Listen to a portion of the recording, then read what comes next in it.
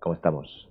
Aquí de nuevo con otro episodio, otra entrevista que sé que os gustan, pero antes quiero agradecer eh, el premio que recibí en los Programmatic Spain.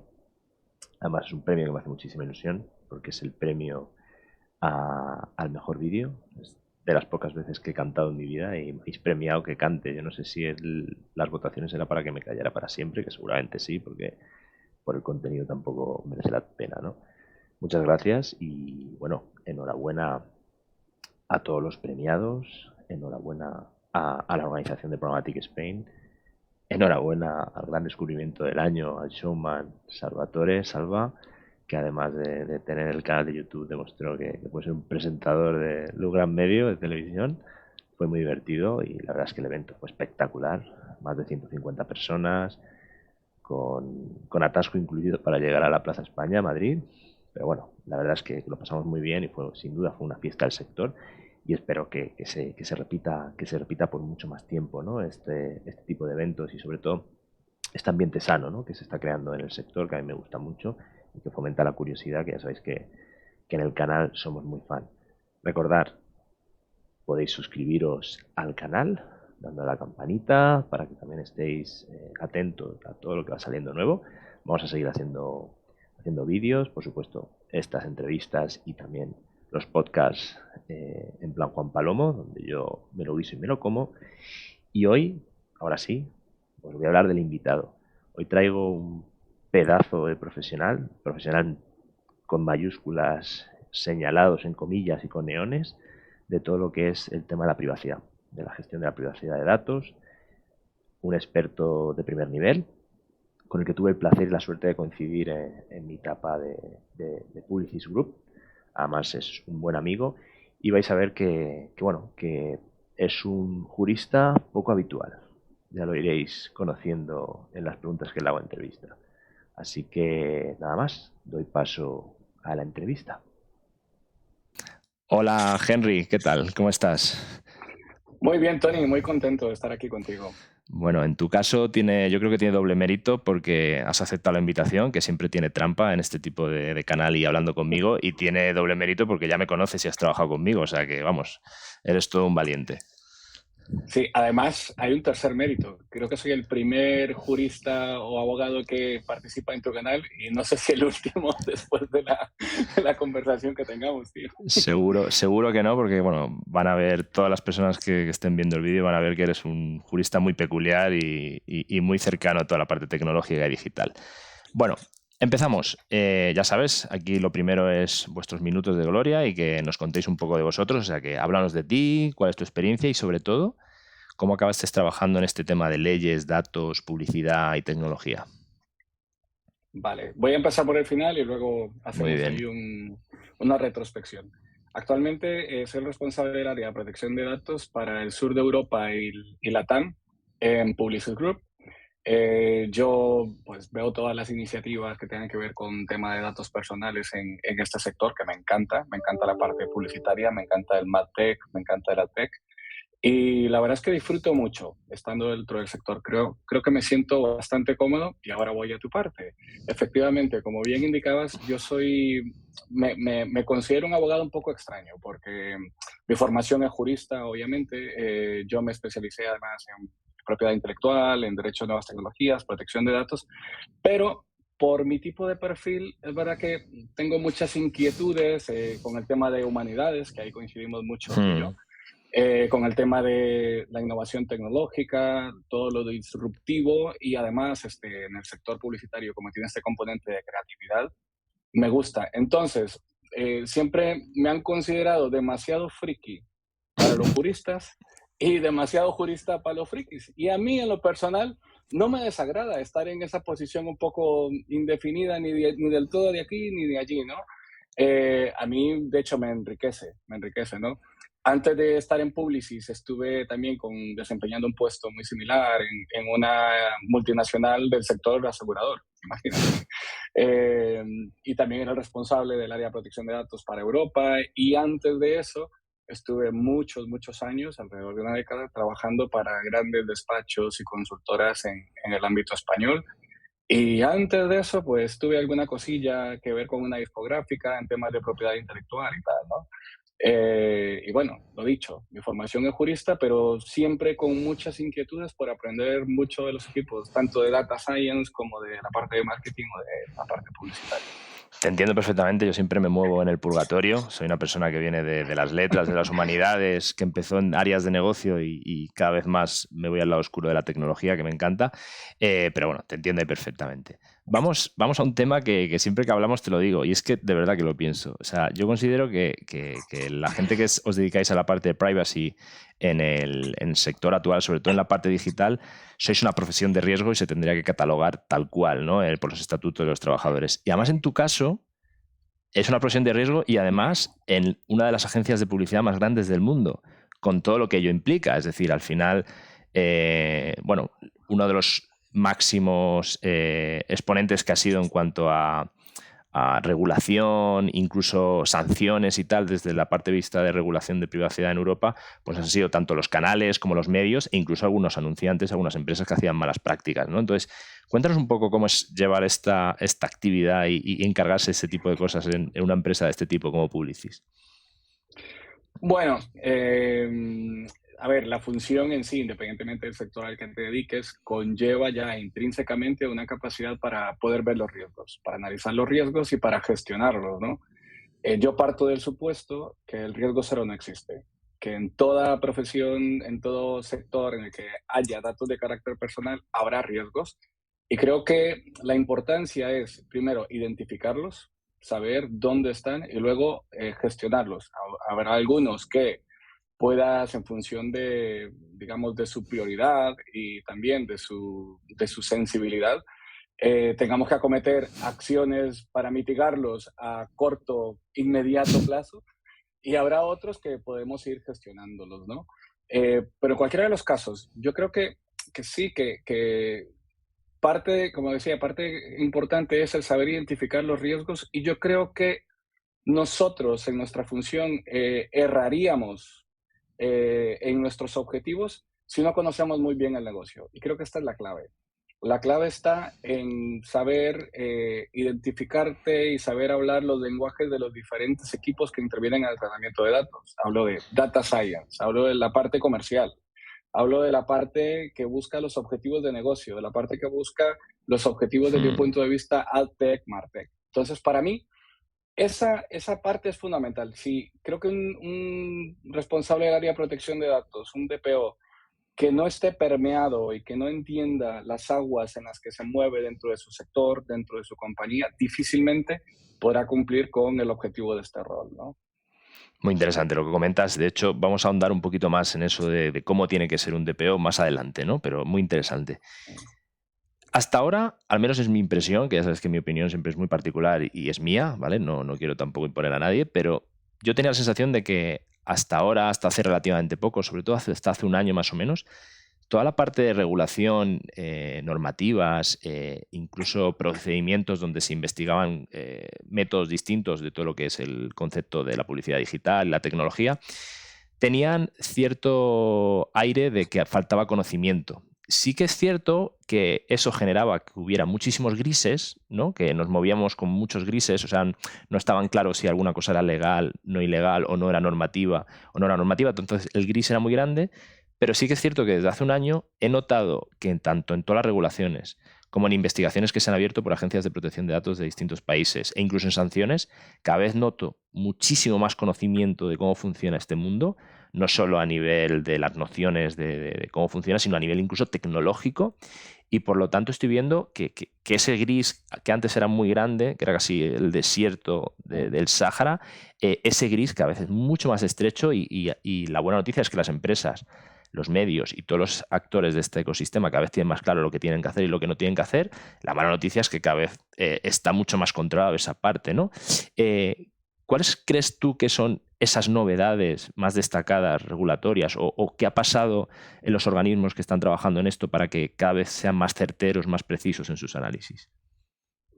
Hombre, yo creo que eso es una buena señal, el hecho de que tengamos cada vez más claridad por parte del regulador, porque al Ujú. fin y al cabo ellos son los encargados de supervisar que se cumpla este tipo de normativas, y durante muchos años sufrimos quizá esa falta de comprensión entre los diferentes lenguajes, ¿no? El lenguaje tecnológico, el lenguaje del sector y el lenguaje del legislador o el regulador, que parecía no encajar, ¿no? Aquello, hay que aterrizarlo al contexto de la vida real. Mm. El hecho de que ahora esa brecha se esté disminuyendo y que cada vez veamos mayor claridad, para mí es mejor, porque eso conlleva más certeza jurídica. Al fin y al cabo, tú tendrás más claro en lo que puedes hacer y lo que no, y en función de esa claridad definir tus riesgos, que es lo que hablábamos antes, Claro. ¿no?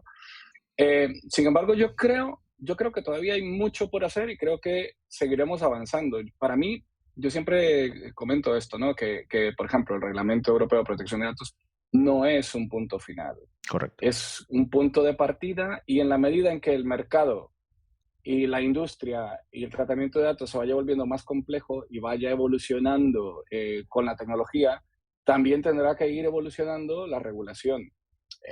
Yo siempre pongo el ejemplo del blockchain, ¿no? Que el Mm. blockchain se nos quedó corto en el Reglamento Europeo de Protección de Datos, y que, por ejemplo, es una de las asignaturas pendientes Sí. para tratar de ir adaptando la regulación y posteriormente la regulación, el criterio de las autoridades de control, a este tipo de avances tecnológicos o bien, o de nuevos usos, nuevos mercados en la industria, ¿no?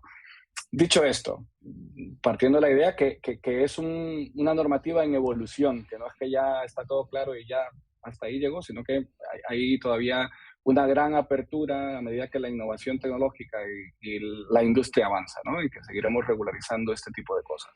Pero, dicho esto, hay un nuevo paquete le llaman el paquete de normativa digital que vendrá en Europa, y muchas de ellas entrarán en vigor a partir del próximo año, Ujú. que vienen a complementar el Reglamento Europeo de Protección de Datos. No lo sustituyen, no lo derogan, sino que vienen a complementarlo e incluso remiten a lo dispuesto en el Reglamento Europeo de Protección de Datos. Ahí hay una gran gama de normativas. Hay unas que están relacionadas con inteligencia artificial, unas que van relacionadas con mercados digitales, Mm. con servicios digitales, y también tenemos, por ejemplo, la Data Governance Act, que, por ejemplo, en nuestro sector, si quisiéramos tomar partida, ya sabes que hemos trabajado en proyectos donde vamos integrando datos de diferentes Sí, fuentes, después hablaremos. y Sí, tal, sí. ¿no?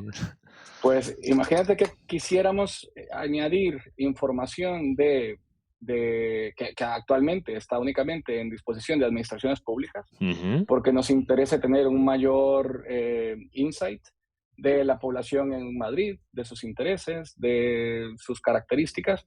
Pues bien, la Data Governance Act va a permitir ese acceso por parte de entidades privadas a esta información que está en el sector público. Obviamente, este acceso para usar y reutilizar esta información estará sujeto a condiciones, a requisitos que van a ser establecidos en su momento, Ujú. pero eso ya te puede dar unas luces de hacia dónde vamos en tema de futuras regulaciones, futuras legislaciones que van a complementar el Reglamento Europeo de Protección de Datos y que van a afectar de una forma u otra nuestra actividad. Entonces sí, vienen cosas. Luego también tenemos la asignatura pendiente con ePrivacy, que Sí, está durante muchos años que viene y que no viene, pero bueno, evidentemente llegará en algún momento, ¿no? está claro que llegará. Me gusta esa visión de que al final esto no es un punto y aparte, un punto final, sino que es un punto y seguido, está bien. Y relacionado con esto, y que ya me conoces que soy una persona muy directa y con el objetivo de que te mojes, te hago una pregunta que es binaria, es una pregunta con dos opciones, ¿no? La situación que estamos viendo en Europa con toda esta regulación y con la situación que tenemos en nuestro sector, en el parte de la publicidad digital, en tema de gestión de datos personales, ¿para ti es el imperio de la ley o el imperio del usuario? Es una muy buena pregunta, porque yo, como buen jurista, te diré que ni uno ni el otro. No, es decir, es decir, a ver, si hablamos de esta normativa que justo protege los derechos fundamentales de un individuo, sería un sinsentido decir que el imperio del usuario no conlleva un respeto a su privacidad desde un punto de vista, digamos, de normativa de derecho fundamental o derecho constitucional.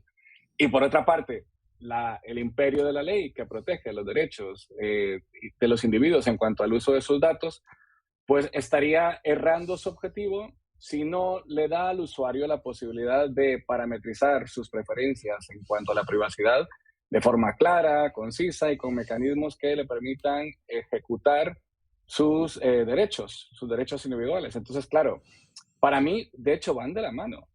Claro. El imperio de la ley debería ser un reflejo del imperio del usuario y el imperio del usuario debería estar protegido por el imperio de la ley. Entonces, para mí debería ser un poco más una especie de simbiosis entre los dos dominios. Totalmente de acuerdo, porque al final tenemos cosas como que se les trata a veces al ciudadano, al usuario, parece que hay una impresión de que se les trata como que es una persona débil, que hay que protegerle en todo momento, cuando seguramente muchos usuarios, de hecho en su comportamiento es así, que están dispuestos incluso a ceder cierta información y ciertos datos, por ejemplo, toda la gente que usa TikTok y este tipo de redes sociales donde, bueno, se cede mucho tipo de información, entonces, bueno, efectivamente tiene que ser un equilibrio entre esas dos cosas y opino lo mismo que tú ahí. En este punto también relacionado, yo al inicio pensaba que Europa estaba destinada a ir a otra velocidad, ¿no? Está el chiste famoso de que Estados Unidos innova y Europa legisla, ¿no? Es el chiste este famoso que siempre se escucha. Y al principio lo creía de verdad, de que Europa, debido a esta regulación tan distinta a otros países y tan estricta y tan reglamentada, pues iba a provocar que Europa iba a ir a otra velocidad en cuanto a innovación en nuestro sector. Sí que es cierto que al inicio parecía que era así, pero después, como si fuera una gastroenteritis en la escuela infantil, esto se ha contagiado a un montón de países y directamente en muchos países, tú lo sabes perfectamente porque te toca no solo España, te toca a otros mercados, han hecho un copy-paste de nuestra legislación, es decir, que se ha extendido muchísimo. ¿Qué opinas de esto? ¿Crees que es algo que no se puede parar y que va a ir ahí? Yo creo que si hablamos de esa especie de influencia, ¿no? De proteger al usuario en cuanto al tratamiento de sus datos personales en los diferentes territorios, esa es una influencia y es una tendencia que irá a más. Ahora, hay sus matices al respecto, ¿eh? Y es importante tenerlos en cuenta porque es verdad que en Europa, para mí, y lo digo con toda honestidad, es el estándar más garantista en cuanto Mm, a la protección de los derechos del individuo y el estándar más eficaz en cuanto a los mecanismos que pone a disposición de los usuarios para demandar esa protección, ¿no? Los reguladores tienen una actividad sancionadora bastante importante sí, sí, y sí. hay mecanismos, ¿no? para activar esos derechos. Y digo que hay que matizarlo porque es verdad que en otros contextos han hecho una especie de copy-paste, pero el encaje dentro del marco jurídico es distinto. Ajá. Aunque parezca lo mismo, es distinto. Voy a explicarlo de la siguiente manera. En Europa, este ámbito de la ley tiene un encaje como derecho fundamental. Es decir, está al mismo nivel que lo más sagrado que proteja cualquier marco normativo. Imagínate, la vida, la libertad de expresión, Ujú. Es un etc. derecho básico, Es allí eso es. es allí donde tiene un encaje. Y tiene su razón de ser, tiene su historia, tiene su motivo. En Europa, sin ir muy lejos, todo esto empezó a activarse poco después de la Segunda Guerra Mundial, Ujú. porque vivimos en carne propia en nuestro territorio Claro. todo los extremos a los que puede llegar un uso sistematizado de los datos de colectivos en función de su etnia digamos, para ir en discriminación de sus derechos, etcétera, ¿no? En otros contextos, actualmente se protege o se están promulgando leyes que protegen al usuario y los datos personales, pero el encaje no es como derecho fundamental, sino como una ley que protege mercados o que Ujú. protege a un consumidor y usuario. Entonces, ¿qué pasa? Que, por ejemplo, si tú no eres consumidor de servicios, no tendrás las garantías que te ofrece el marco regulatorio europeo, independientemente de que tú seas consumidor o no, Ujú. por el mero hecho de existir como ser vivo. En cambio, por ejemplo, en Europa, la CCPA, en Estados Unidos, la CCPA, eh, sí que recoge ciertas obligaciones, requisitos y derechos similares a los de Europa, pero el mecanismo de ejecutarlos es distinto y en cierta forma más limitado porque no tiene un encaje dentro de derecho fundamental. Y hay otras normas, obviamente, que protegen derechos fundamentales de los ciudadanos estadounidenses, pero están diseminadas en diferentes, por la cuarta enmienda, Ya. por ejemplo, con Ujú. respecto a la surveillance que puede hacer el gobierno, etcétera, pero están diseminadas no en un marco regulatorio común y además su alcance es más limitado. no es tan eficaz y tan próximo como podría ser en Europa. Y eso es una diferencia importante, porque en un mercado cada vez más globalizado, donde hay cada vez más flujos de datos entre un territorio y otro, al fin y al cabo Internet es eso, ¿no? Es Correcto. un hijo de la globalización que conlleva un flujo de datos Sin a partir de fronteras, de eso las es, sí, sí. telecomunicaciones. Claro. Entonces, esto es complicado porque cuando se da ese flujo de datos, más allá del contexto europeo, sí, hay una normativa, pero no necesariamente el hecho de que esa normativa esté significa que ofrece una protección adecuada o similar a la que se espera que reciba un ciudadano europeo. Ya. Entonces ahí entran otros conflictos en cuanto a la matización, pues más que nada con el tema de transferencias internacionales Sí, y todo esto, ¿no? hablaremos de ese punto que también es candente, como muchos en tu Mm, área. Vamos a hablar mm, de uno de los trending topics de mi canal y en general de todo lo que es el AdTech y el MarTech actualmente, que es el fin de las cookies de tercera parte, ¿no? Yo tengo la mm, sensación de que hemos pasado de demonizar esa cookie de tercera parte como si fuera el demonio, ese enemigo número uno, ¿no?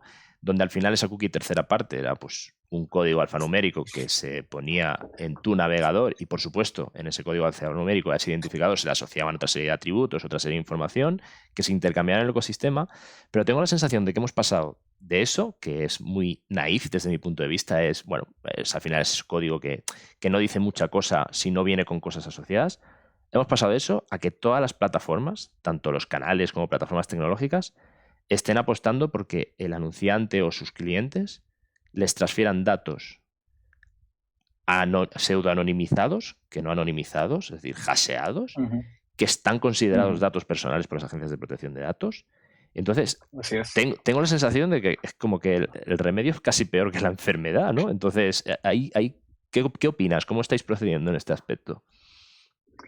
Yo creo que, a ver, siempre he dicho que en la industria, más que nada, hay una especie de confusión, ¿no? Y siempre he dicho que, por ejemplo, muchos de nuestros colegas que se dedican al MarTech y tal, cuando hablamos con ellos, nos dicen de que ahora tienen un entorno más seguro porque en lugar de utilizar las cookies de Google, están utilizando el email hasheado, lo que se dice. Dato hasheado, eso Y es. en términos meramente jurídicos, o sea, 100% normativos, no hay diferencia. O sea, cuando la normativa europea, e incluso la local en el caso de España, habla de identificadores, conlleva cookies propias o de terceros, Ujú. y que al fin y al cabo, en la medida en que estas cookies puedan singularizar a un individuo, puedan conocerle tan bien que pueda identificar su perfil y puedan identificar sus hábitos de conducta, etcétera, están dentro del ámbito de aplicación de la normativa de protección de datos. Por lo tanto, están sujetas a todas las obligaciones, requisitos y tal. Es decir, si utilizas email hasheado, es exactamente lo mismo a si utilizas la cookie de Google en cuanto a cumplimiento de obligaciones. La diferencia que sí podría apuntar, que es más que a nivel de cumplimiento normativo, es más a un nivel de transparencia en el Mm, sector, mm. es que, claro, como ahora quizá al utilizar esas cookies, esos identificadores de primera parte y tal, no intervienen tantas empresas, tantas entidades, quizás sea menos opaco, más transparente el quién interviene en qué, y a lo mejor sea más fácil identificar los roles entre, imagínate, hay 5 actores, ¿no? Uno que pone la tecnología, otro pone email hasheado, otro pone matching de correspondencia de este email hasheado con cookies, etcétera, ¿no? Entonces, es más fácil identificar los roles, quién es responsable de qué, y en ese entorno controlar mejor el cumplimiento normativo y el privacy by design y la responsabilidad proactiva y todo esto, ¿no?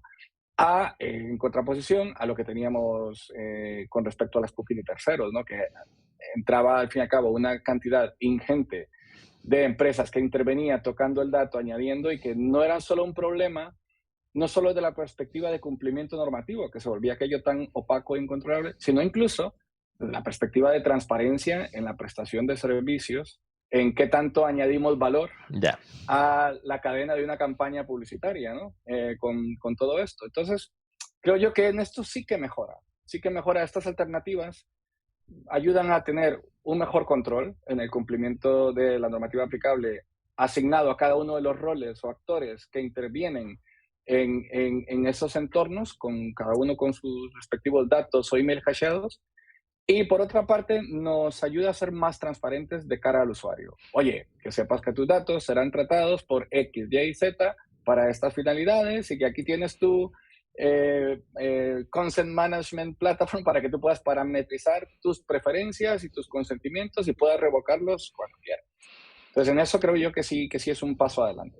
Ahí, en esa parte iremos en cómo recoger estos consentimientos para enviar este tipo de datos que he comentado, porque yo creo que ahí, al menos yo tengo cierta confusión o creo que hay cierta confusión. Sobre lo que comentabas, estoy de acuerdo en que en un entorno donde estos datos se están intercambiando a priori con menos players que con la cookie de tercera parte, que la cookie de tercera parte no nos engañamos, no teníamos control, es decir, se intercambiaba a diestro y siniestro en todo el ecosistema. Sí que pienso también que al final todo esto es en detrimento de una cosa que se conoce como el Open Web, que sabes perfectamente, que era gran parte de Internet y muy enfocado a la publicidad programática, ¿no? Y que también era parte de cómo se financiaba toda esta película y toda esta aventura, ¿no? Entonces, ahí, por ejemplo, lo que comentas, yo creo que con conceptos como el Universal ID, que efectivamente el concepto de Universal ID le está costando mucho aterrizar en Europa, por eso que comentas, yo creo que hay un reto todavía ahí por resolver, ¿no? Porque el concepto precisamente de Universal ID es crear un identificador a partir de estos identificadores que también se transfiera, ¿no?, a todo el ecosistema y a toda la cadena, donde va a ser más difícil de controlar, ¿no? Entonces ahí efectivamente sigue habiendo retos, ¿no?, en esa parte. Y es un reto difícil en Europa a fecha de hoy, ¿no? Teniendo en cuenta el status quo de criterio del regulador, de normativa aplicable y status quo de la industria y de los players, a fecha de hoy es un reto difícil de superar, ¿eh? No sé, yo también creo que en algún momento tendremos que adaptarnos todos y tendremos que llegar a un consenso común entre todos los players, industria, regulador, legislador, etcétera. Pero a fecha de hoy no lo veo tan claro que estemos cerca de superar ese gran reto. Es complicado, sí, yo creo que tienen que aterrizarse propuestas y sobre todo generarse mucho debate y mucha sinergia que también, sinceramente, creo que se está empezando a dar, ¿no?, entre el regulador, el legislador y todo el ecosistema, esa parte. Vamos a uno de los grandes secretos que tienes tú debajo de tu chistera, ¿no? Es decir, como bien he comentado al inicio, trabajamos juntos, además trabajamos juntos en el desarrollo de un producto a nivel nacional de una plataforma de datos con el objetivo de ofrecer a los anunciantes de Publicis y clientes de Publicis para optimizar sus campañas. La pregunta es, ¿cómo conseguiste atarme en corto? Esa sería la pregunta. Y bueno, bromas aparte, sería que nos dieras las pautas que tú consideras, porque me consta que no solo has estado en ese proyecto, sino has estado en otros proyectos en otros países. ¿Cuáles serían para ti las pautas de construir una solución tecnológica en este sector, en el sector de Internet, con una orientación privacy first?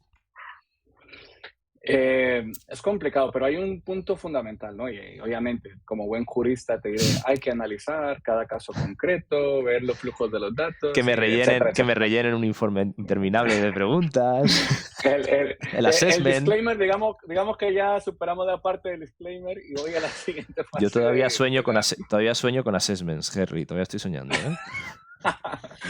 Bueno, pues ese es el primer punto. Creo yo que todos tenemos que tener claro, al fin y al cabo, lo que se busca es garantizar que desde el diseño, desde el origen y por defecto, va a haber una privacidad, ¿no? Va a haber una cultura de privacy by design and by default. Eso no se puede conseguir si no entendemos exactamente cómo se trata el dato, es decir, los flujos de tratamiento de datos que hay.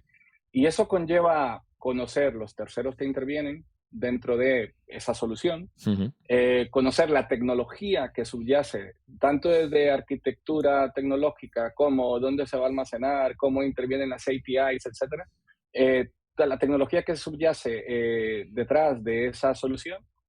Luego, por supuesto, los flujos de datos. ¿Cuáles son los elementos de datos? ¿Qué tipo de datos se integran? ¿De dónde vienen? ¿Cómo garantizamos que cada uno de esos puntos o de esos elementos de datos cumplen con lo que dispone la normativa aplicable? Pero si no tenemos ese mapa inicial bien dibujado, no podremos hacer un assessment, no podremos determinar las tareas que haya que escalar para mitigar los riesgos, para cumplir, para revisar, etc. No podemos ver los posibles incidentes de seguridad que puedan suscitarse, que tengamos que anticipar y que prever y que corregir. En otras palabras, iríamos a ciegas. Iríamos, la frase que me gusta a mí es, iríamos construyendo el avión en el aire. Ya. Vamos ahí volando y tal. No. Entonces, el punto inicial es eso. conocer el mapa de flujo de tratamiento de datos con la tecnología, con cada uno de los datos que intervienen y cómo interactúan, ¿no? Y por otra parte, esa sería la primera capa, el núcleo. Por encima de esto, a mí, por ejemplo, en lo personal, yo siempre recomendaría, que es lo que hablábamos antes, las sinergias entre los equipos. A mí me gusta conocer los objetivos del comercial que va a vender esta solución, porque tengo que ver su discurso, si es coherente desde un punto de vista de lo que tenemos a nivel de privacidad o no. Claro. Pero también me gusta ver el análisis del equipo de Data Science, que es el que va a crear los algoritmos, ¿verdad? Para ver si esos algoritmos no son intrusivos o si a lo mejor haya que regularizar algo desde la perspectiva de decisiones automatizadas según el reglamento. Por otra parte, me gusta ver y conocer los equipos que gestionan la parte tecnológica de la plataforma para ver si es suficientemente segura, si podemos mitigar cualquier gap de falta de actualización en posibles, imagínate, una revocación de consentimiento que no llegue a tiempo y que se lance la campaña, bueno, eso es eventualmente una sanción, una brecha al tema de tratamiento de datos y que puede llevar a una sanción, ¿no? Entonces, este tipo de cosas, conocer los equipos, conocer la motivación, conocer el esqueleto de la solución es fundamental y es el primer paso. Si tenemos superado ese paso, ya viene la parte que tú hablabas de los assessments, de los interminables assessments y tal, pero ya esa parte es más gestionable, digamos, y ya en función de eso, obviamente, que todos estemos conscientes de en qué nos movemos, ¿no? Que todos estemos alineados. De hecho, creo yo, volviendo a tu pregunta inicial de lo del DPO, creo yo que nosotros tenemos que ser una especie de agente catalizador, ¿no? Que gestiona las diferentes fuerzas entre los dos equipos y que consigue armonizarlas de alguna forma. Para mí, esa función es fundamental. Si hacemos bien esa función, lo demás es mucho más manejable. Pero si no tenemos ni claridad de dónde se almacenan los datos o el tercero que interviene tiene una empresa subcontratada que enriquece el device ID con no sé qué, pues allí tenemos un gap importante. Totalmente de acuerdo. Además, yo siempre tengo una expresión que es que mentirle a tu DPO es como mentirte jugando al solitario. Es decir, que transparencia absoluta, coméntalo, háblalo. Yo con Henry le decía lo bueno, lo malo. Además, nos escuchaba atentamente cuando le hablábamos de bases de datos, modelos de datos, integraciones, modelos en real time. Nos escuchaba atentamente y hacía como que lo entendía y como que nos entendía perfectamente. Después venía rellena el assessment, pero ahí estaba. No, vale. Y además aprendía mucho. Yo en ese proceso aprendo mucho. Sí, claro. De hecho, casi te puedo decir que es de las cosas que más disfruto en mi función. Aprender de cada uno de los equipos. Aprendo un montón. Eso es lo que más me gusta. Es lo que nos quedamos. Aquí somos súper fans de la curiosidad, ya lo sabes.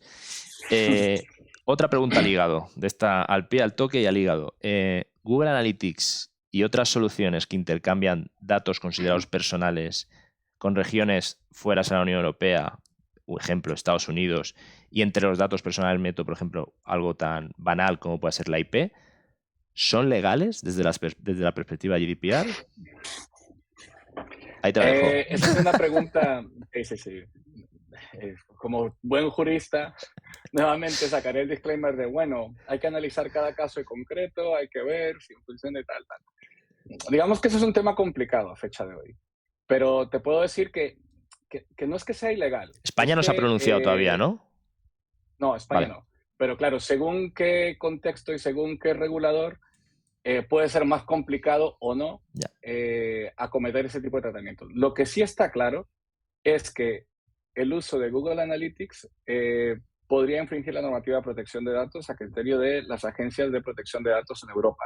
Al respecto, digamos, se ha pronunciado Francia y Austria y han dado una solución intermedia. Por ejemplo, han dicho, oye, si tú activas la anonimización de la IP, se trataría de datos anónimos. Los datos anónimos, por definición, están fuera del ámbito de aplicación del Reglamento de Protección de Datos.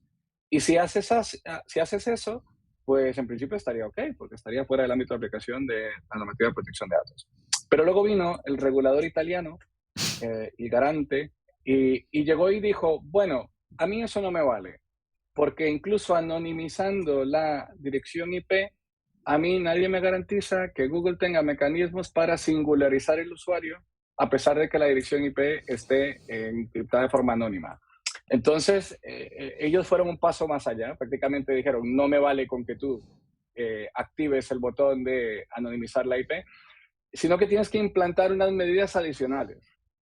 Y cuando le preguntas al regulador en qué consisten estas medidas adicionales, pues son medidas adicionales que permitan proteger los datos del usuario, del ciudadano europeo, cuando estos van fuera del ámbito del contexto europeo, llegan a Estados Unidos, protegerles de tal manera que podamos acreditar o garantizar que difícilmente podrán ser menoscabados por agencias de inteligencia en el contexto de Estados Unidos. Prácticamente, si tú eres una empresa, si eres alguien del sector privado, prácticamente te están pidiendo lo imposible. Ya. Porque qué medida, y menos si no hay un criterio claro de cuáles son medidas aceptables a ojos del regulador. Entonces, prácticamente en Italia, sin decirlo, prácticamente te está diciendo no utilices Google Analytics en el contexto italiano y reemplázalo por otro proveedor de tecnología analítica que esté asentado dentro de Italia o dentro de Europa. Y claro, esto derivado por el tema que comentábamos antes, del problema que hay actualmente para regular las transferencias internacionales de datos fuera del espacio económico europeo. Claro. Entonces, respondiendo a tu pregunta, si tú estás en España, yo te recomendaría que tomaras algunas medidas y que le dieras al botón de anonimizar la dirección IP, siguiendo el criterio de Francia y Austria. Si estás en Italia, como ya se pronunció Italia, pues lo tendrías un poco más complicado y te recomendaría que cambies de proveedor y que busques un proveedor a nivel local.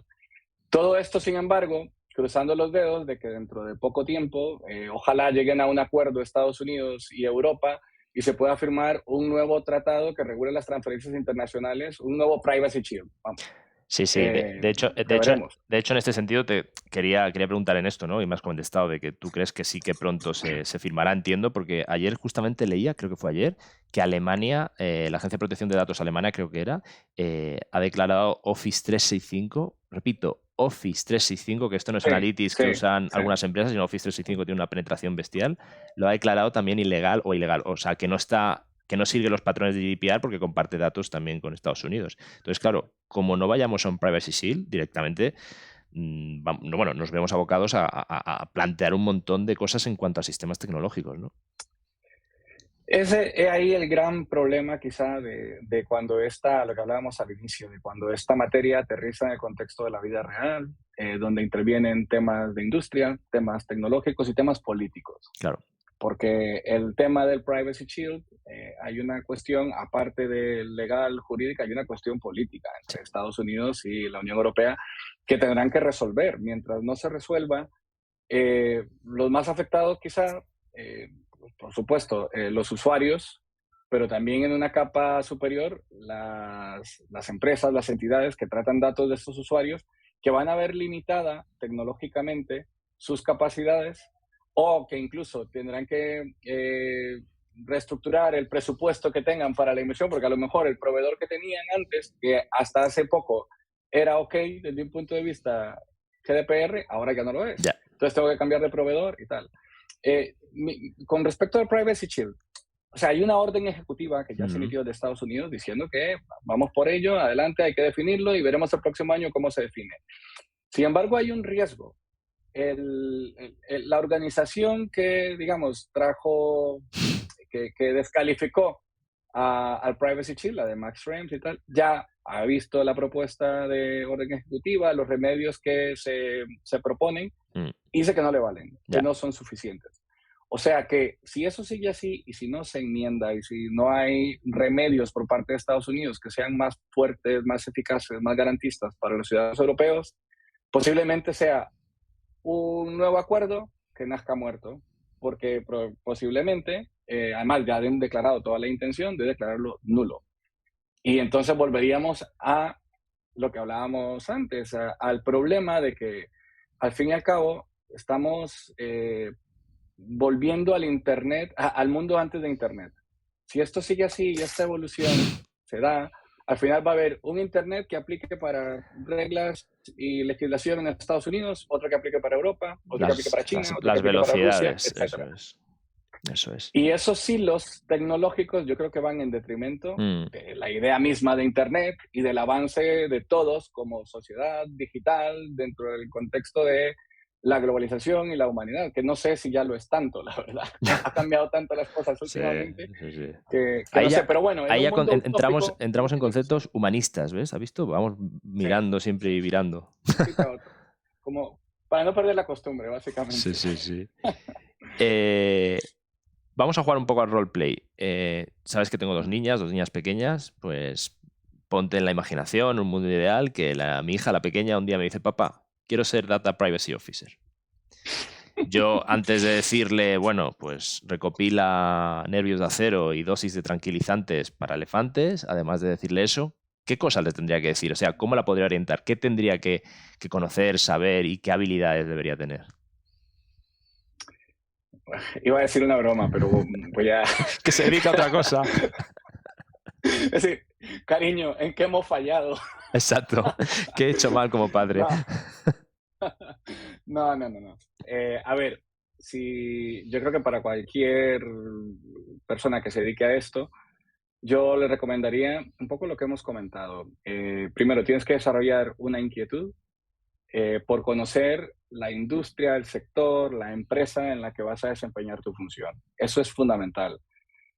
Cuanto más comunicativo seas, porque al fin y al cabo hay una función que tenemos que es un poco de concienciación barra evangelización, ¿no? Que el negocio entienda que esto, aparte de cumplir la normativa y evitar sanciones, lo más importante para mí es que esto añade valor a la propuesta de negocio en un mercado digital. Eso Cada vez es. vamos a servicios más personalizados, a publicidad personalizada y en la medida en que tengas la parte de privacidad cubierta con, digamos, con una cultura privacy by design, estás cumpliendo con tus objetivos de customer centricity Eso y a es. su vez estás añadiendo valor real a la propuesta de negocio. Es decir, una campaña publicitaria que incumple la parte de privacidad probablemente arroje publicidad a un usuario que ya adquirió el producto o servicio Ujú. o repita publicidad que en realidad no es relevante para él. Entonces yo creo que esto, al fin y al cabo, va unado a todos los objetivos de negocio.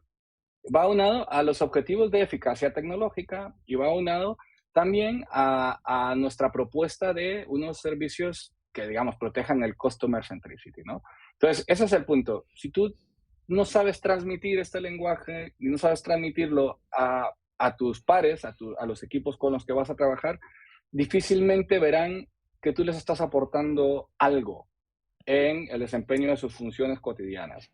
Pero para tú poder lanzar este mensaje, nuevamente, vuelvo a lo mismo, tienes que Mm. conocer qué hace cada quien, cómo ganamos dinero, qué nos interesa como negocio y cuáles son nuestros juguetes, qué herramientas estamos utilizando, qué bases de datos estamos utilizando y hablar su lenguaje, sacarnos, que sea un poco el consejo que yo daría a todas las personas es que a veces tenemos muy arraigado el lenguaje jurídico, Ya. el porte jurídico, Y el, sirve de you know, barrera, ¿no? Cuando no debería servir de barrera, eso es. sí, y a veces como que, claro, estamos a una distancia muy lejana de nuestros compañeros que desarrollan otras funciones. Y eso totalmente debería cambiar. Es más, creo que dificultaría muchísimo el desempeño de tu función si no tienes ese input o si no tienes ese perfil de poder permearte con los demás compañeros y aprovechar esas sinergias de la comunicación entre los equipos. Muy bien, pues me queda claro, se lo contaré a mi hija, a ver si le gusta la historia o quiere hacer otra cosa. Eh, vamos con la última. Está tiempo Sí, está a todavía. tiempo, es joven e inocente. Vamos con la última pregunta, ya como todo tiene que acabar y vamos a ir acabando. Y vamos con la última pregunta, aunque la última pregunta tiene miga, ¿no? Seguimos jugando, jugando al roleplay. Imagínate, y aquí te voy a sacar una asesoría gratuita, aprovechando la amistad que teníamos, al menos antes de la entrevista, no sé después. Imagina que yo o tú, me da igual, tenemos un e-commerce que vende guitarras electrónicas, que sé que es un tema que seguramente te puede gustar, ¿vale? Sí, lo sé, la veo. Vende esas guitarras, tiene Google Analytics, ¿vale? Además hace publicidad en Google y en Meta, para los que no sepan qué es Meta, Facebook. Implantó recientemente Facebook Conversions API, que para los que no lo sepan implica traspasar datos personales haseados, pseudonimizados a Facebook. Y también hace muy poco llegó a un acuerdo con Criteo para aprovechar y meter una nueva fuente de ingresos en su e-commerce montando un retail media. Con todo esto, y de forma resumida, ¿qué consentimientos se deberían recoger de forma clara y separada de los usuarios? ¡Pum! Okay, estoy tomando notas porque han metido muchísimas cosas. Vale, espera un segundo que termino de... Te repito, vale. Si quieres. Vale, sí, no, pero lo tengo. Hay una parte de perfilado, hay una parte de instalación de tecnología de terceros, como sería el caso de Meta, Google, el API, ¿no? Hay otra parte de cruce de datos para el batching de las campañas publicitarias. Y hay una parte que podría haber transferencia internacional por Google Analytics. Eso es. O sea, lo tienes todo, tío. Da todo, te he metido en la ecuación. O sea, vaya ejemplo, por Dios. Solo falta que trate datos sensibles, ya. Y encima son datos de salud. No, eso ya era muy heavy, No, vamos a ver. Como todo buen abogado, voy a empezar por mi disclaimer. Vale. Hay que analizar cada caso concreto, hay que ver, tal y tal, ¿no? No hay... En esto, una de las cosas que tenemos que saber es que no hay una sola camisa que les encaje bien a todos, ¿no? Hay que analizar cada caso concreto. Si yo dijera lo contrario, estaría incumpliendo mi función. Pero, a grandes rasgos, ¿no? Analizando así a grandes rasgos y a vos de pronto las diferentes cosas que has mencionado. El mero hecho de, imaginemos que no hay tecnología de terceros, ni cruce de datos, ni matching, ni nada. Solamente llega un usuario, empezamos por ahí, llega un usuario a mi página web y más allá de las cookies funcionales de mi página web, si yo analizo su comportamiento, si yo creo perfiles en función de su conducta y su navegación, ya conllevaría ahí mismo una cookie o un identificador que requiere un consentimiento específico, granularizado, distinto del resto, ¿no? Entonces, este primer paso, sin que haya terceros y sin que haya flujo de datos fuera de Europa, ¿no? Únicamente yo analizando el comportamiento de cuáles son los contenidos que visitan mi e-commerce que le gustan más, qué tipo de guitarras le gustan más, cuántas veces las ha visto, etcétera, ¿no? Hasta ahí todo ok. Ahora, si implemento una tecnología de terceros que al fin y al cabo también va a coger este perfil y también va a buscarle en otros entornos para impactarle, para activar campañas publicitarias, también conllevaría a que yo le informe. Con estas tecnologías, además, hay una doble cuestión de la que tengo que informar. Porque según el momento en que haga el cruce de datos y cómo lo haga, puede ser, y aquí voy a ser un poco tecnicista, pero puede ser o encargado o responsable del tratamiento, ¿no? Digamos que se trata de un píxel que incluyo en el formulario en el que recojo el email del usuario, ¿no? Este píxel es de un tercero, que lo que hace es que en tiempo real, cuando yo introduzco el email, automáticamente busca esa correspondencia en el entorno de la red social que sea, ¿no? Eso es. Pues bien, ese ejemplo, por ejemplo, si se da de esa manera, en tiempo real hay un cruce de datos, hay una responsabilidad conjunta. Y por parte de la red social tendrá que haber cumplido con obtener el consentimiento para que yo voy a cruzar tus datos con respecto a los de tercero. Y por parte del e-commerce que instale este píxel, tiene que tener un consentimiento para avisarle que tu dato lo voy a trasladar a un tercero que buscará correspondencias de este mismo dato. Si tú te has dado de alta con este mismo correo electrónico en la red social, pues te impactará allí. Entonces, es otro consentimiento distinto. Pero vamos a más, ¿no? Esto aquí tiene muchísimas cosillas más. Si imaginemos, aquí hay un tema además complicado, porque aquí partimos del supuesto que el usuario se dio de alta en ambos entornos con la misma dirección de correo electrónico. Pero ¿qué pasa si no? Yo estoy enviando como e-commerce un dato de un correo electrónico a otro tercero, el responsable de la red social, y le estoy dando un email nuevo que él no tenía, porque no se corresponde con el que él tenía de tu usuario registrado. Entonces estoy añadiendo información de la que el usuario de su e-commerce tendría que al menos saber. Ya no te digo consentir, ¿no? Si además, poniéndonos en el caso de Google Analytics, ¿no? Si además resulta que estoy enviando estos datos fuera del espacio económico europeo, pues necesitaría un consentimiento, necesitaría además regularizar esa transferencia internacional. O, en su defecto, habilitar el tema de la IP para anonimizarla si estamos dentro de España. Si estamos dentro de Italia, ya dijimos que no, que eso no nos vale. Que eso no nos vale. Si encima yo voy a coger esta información, first party data, ¿no? Y ya la tengo enriquecida porque ya hice el matching con terceros, tengo súper perfilado al usuario, sé lo que le gusta y sé lo que no. Es más, sé cuántas veces he convertido cada vez que he lanzado una campaña en torno al tercero. Y si encima yo quiero explotar esta información y compartirla con terceros para crear una especie de, digamos así, un DMP conjunto para que un medio, voy a sí, monetizar. eso es. Sí.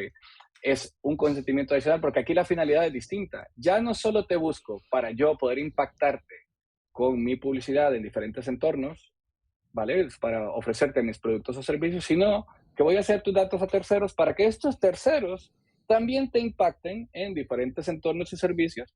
Y tú, como usuario, al menos deberías saber cuáles son esos terceros y qué van a hacer esos terceros con esos datos. Y bueno, y si estamos hablando nuevamente del imperio del usuario encajado con el imperio de la ley, yo, como usuario del e-commerce, tendría que tener la capacidad de poder oponerme revocar, y parametrizar. Y poder decir, oye, yo quiero que tú me envíes tu publicidad sobre productos o servicios personalizados, pero no terceros, tus colegas no. Ya. O sea, a ti te lo valgo porque me interesa, pero al otro no.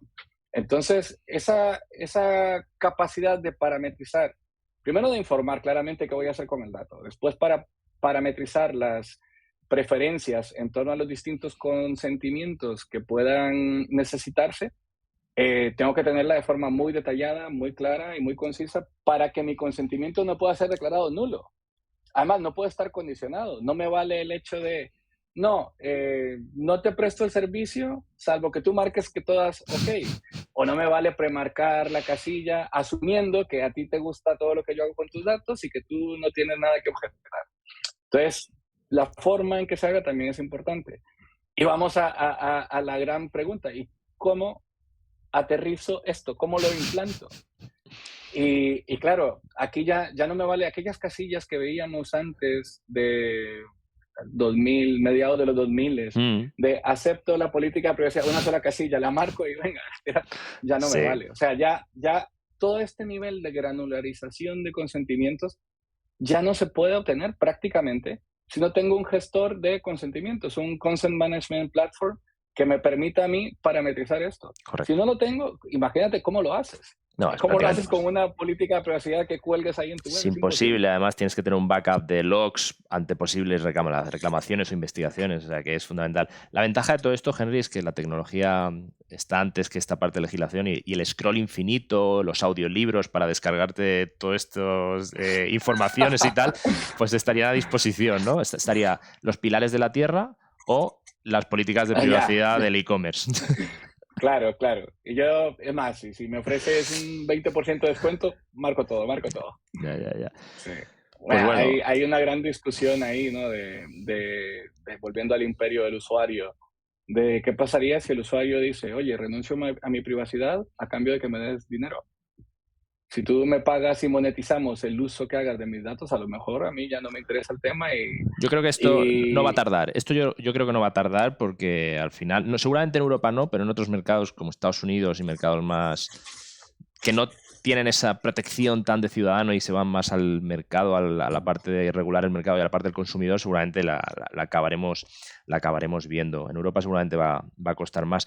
Lo que pasa es que yo siempre acabo pensando, digo, oye, al igual que el restaurante, al igual que la discoteca, tiene el derecho, ¿cómo le llaman? El derecho de admisión. Oye, si no aceptas según qué información, qué consentimientos, pues yo en una página pues también podría negarte el acceso, ¿no? En principio, pero sí que se ha optado siempre en Europa porque eso no se puede hacer, ¿vale?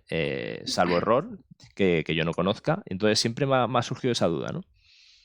El tema es más cuál es la base legitimadora que aplica a la finalidad, porque imagínate que yo soy, volviendo, ¿no? al ejemplo que teníamos del e-commerce, yo quiero comprar la guitarra. Correcto. Y para comprar la guitarra tú necesitas introducir tus datos de tarjeta de crédito, de una pasarela de pago, tus datos de domicilio para que te la envíen, ¿no?